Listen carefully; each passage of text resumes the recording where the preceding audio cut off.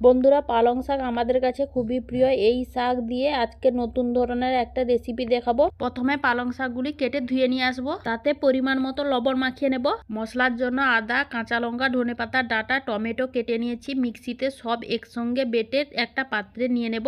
এক বাটি মুগ ডাল ভিজিয়ে রেখেছিলাম, বেটে নেব। বন্ধুরা প্লিজ লাইক, শেয়ার, সাবস্ক্রাইব করে আমার পাশে থাকবেন। পালং শাকগুলি চিপড়ে নিয়ে বাটা ডালের সঙ্গে দিয়ে দেব। এর সঙ্গে দিয়ে দেবো পরিমাণ মতো লবণ, হলুদ, লঙ্কার গুঁড়ো দিয়ে ভালো করে মাখিয়ে নেব। কড়াই বসিয়ে তেল গরম করে নেব। মাখানো মিশ্রণটা গরম তেলে বড়ার মতো ছেড়ে ভেজে নেব। ওই কড়াইতে খানিকটা তেল দিয়ে তাতে দিয়ে দেব শুকনো লঙ্কা, তেজপাতা, দারচিনি, গোলমরিচ, লবঙ্গ, গোটা জিরা ও হিং। হালকা করে ভেজে দিয়ে দেব বেটে রাখা মশলা ও অল্প চিনি ও জিরা বাটা। দিয়ে দেব হলুদ গুঁড়ো, লঙ্কার গুঁড়ো। মশলাটা ভালো করে কষে নেব। মশলাটা কষা হয়ে গেলে দিয়ে দেব পরিমাণ মতন জল। ঝোলটা ফুটে এলে ভাজা পালং শাকের পকোড়াগুলি দিয়ে দেব। 2 মিনিট ফুটিয়ে দিয়ে দেব ধনে পাতা, গরম মশলা ও 1 চামচ ঘি। করবেন। Thank you.